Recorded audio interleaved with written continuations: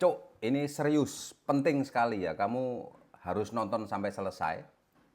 Saya dapat masalah ini, Rek. Jadi ceritanya, nanti saya ceritain urut lah ya. Ini kita bahas mengenai perubahan Peraturan Menteri nomor 29 dulu menjadi nomor 22. Dari tahun 2014 diubah di tahun 2022. Nah, ini tentang double bottom. Kalian harus nonton, terutama kalian sedang belajar masalah kapal atau sedang menekuni dunia perkapalan.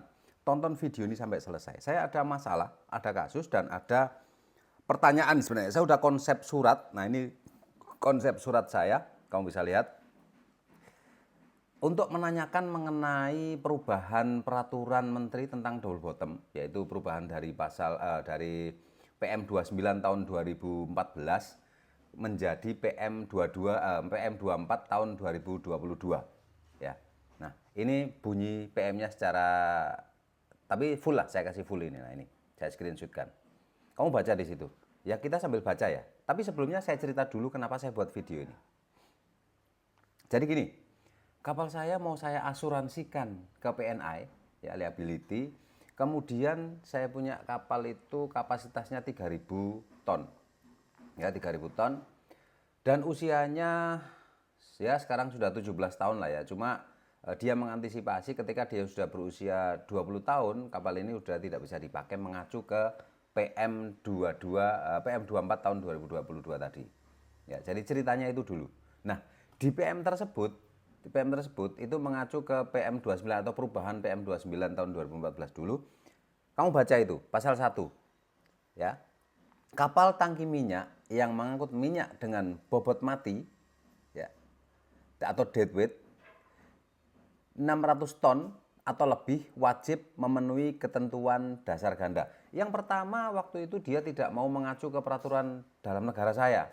Jadi maunya ikut Marpol karena aturan ini semuanya dikonversi dari Marpol atau diratifikasi dari Marpol ya.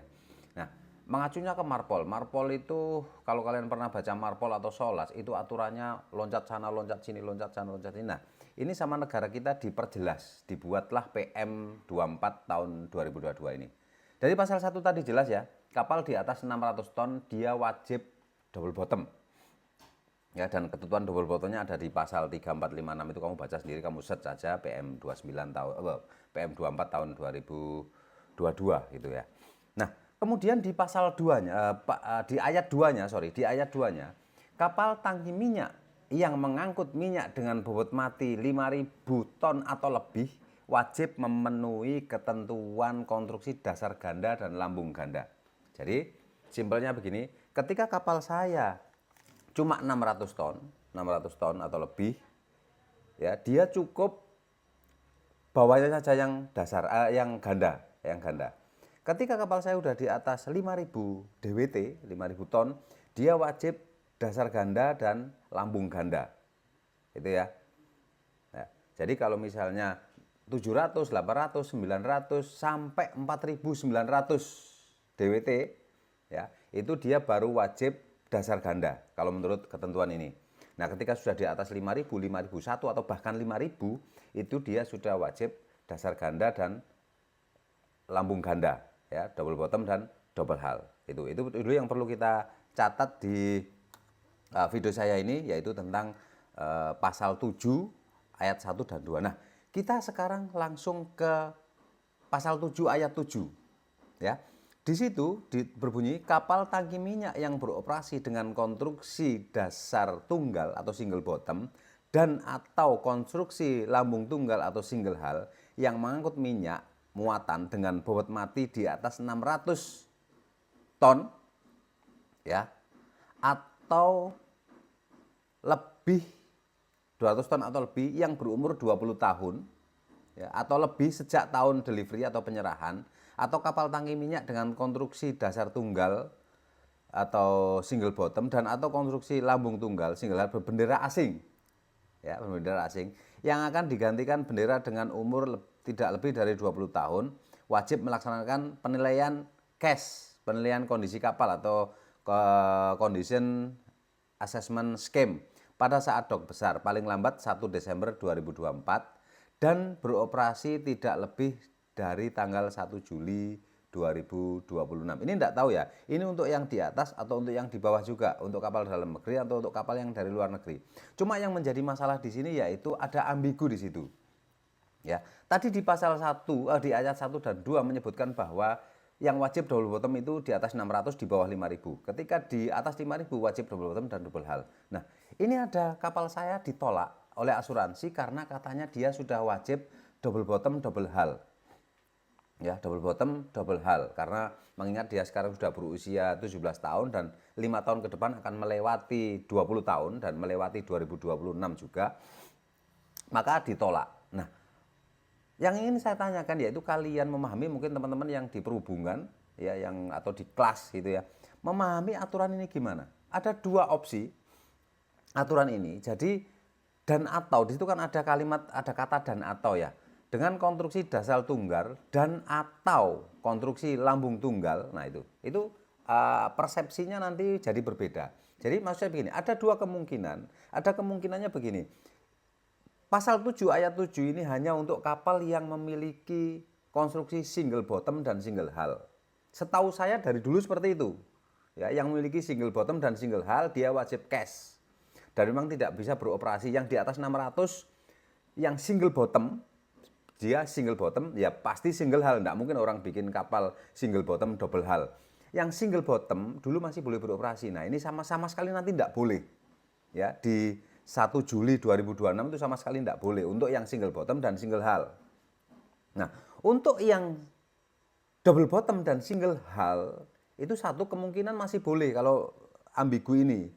Atau juga ada kemungkinan yang double bottom dan single hull juga tidak boleh. Saya tadi sudah tanya teman saya yang di kelas dan beliau bilang bahwa itu wajib cash karena kapalmu cuma double bottom tidak double hull. Sedangkan di situ disebutkan dan atau ya, dan atau double bottom dan atau double hull. Itu. Terus saya balik tanya. Jadi intinya kapal saya dengan kapasitas 3.000 ketika berumur 20 tahun meskipun dia sudah double bottom, dia wajib cash. Ya, wajib condition assessment survey, ASKEM, dan tidak boleh beroperasi di usia 20 tahun nanti. Bukan di usia 20 tahun. 2026 itu dia belum 20 tahun. Ya, belum 20 tahun. Ya, itu. Nah, dia tidak boleh beroperasi di situ karena dia tidak double bottom dan double hull. Seperti itu.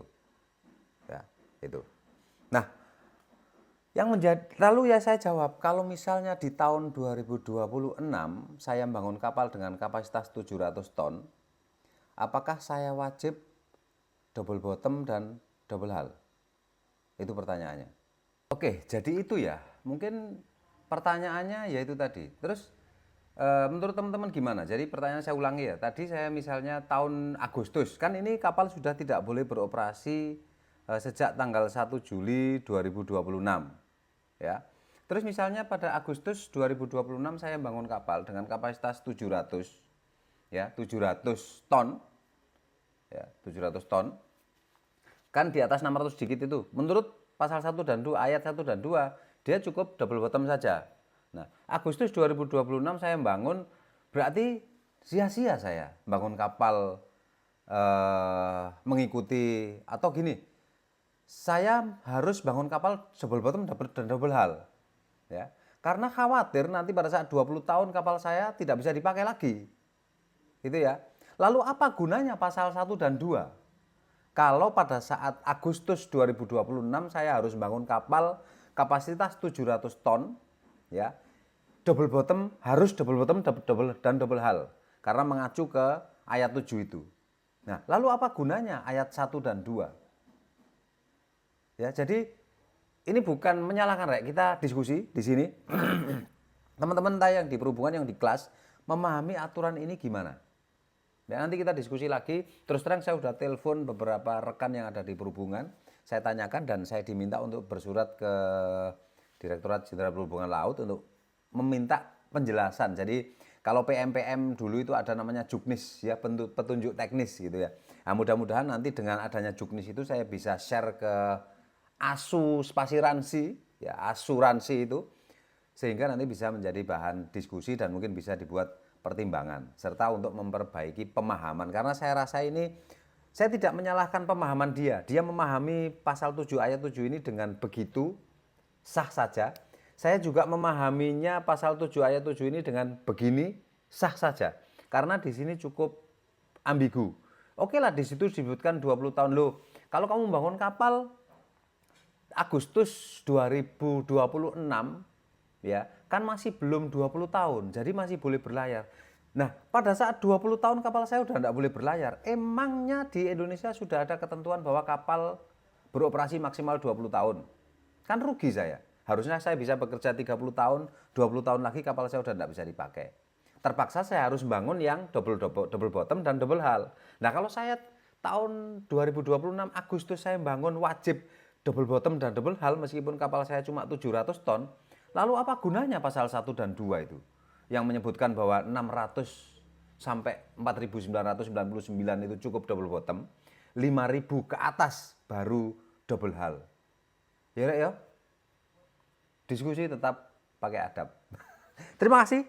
Itu saja video kali ini, mudah-mudahan bisa membuka wawasan kalian atau awalnya otak kalian yang kotak-kotak bisa menjadi encer karena ikut berpikir juga, karena saya juga mumetin, Rek. Kemarin baru negosiasi dan sekarang ditemukan dengan masalah seperti ini ya. Dia itu ngeyel bahwa kapal saya baru berusia 17 tahun menurut surat ukurnya 17 tahun. Nah, asuransi itu dia 5 tahun, 17 ke 5 itu nanti dia menjadi 22.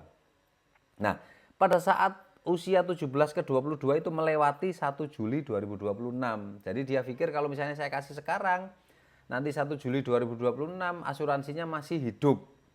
Artinya masih aktif. Nah, saya rugi nanti kalau ada apa-apa. Mungkin pemikirannya asuransi itu seperti itu gitu ya. Itu enggak masalah, itu mereka memahami asuransi, memahami PM dengan pemahaman seperti itu. Enggak masalah, kita ya jadinya saya jadi ada bahan untuk bikin konten, untuk bahan diskusi gitu ya. Ya tapi meskipun agak jengkel sebenarnya, tapi terima kasih karena sudah memberikan bahan untuk bisa membuat diskusi dengan teman-teman di sini. Yos, itu saja. Assalamualaikum warahmatullahi wabarakatuh.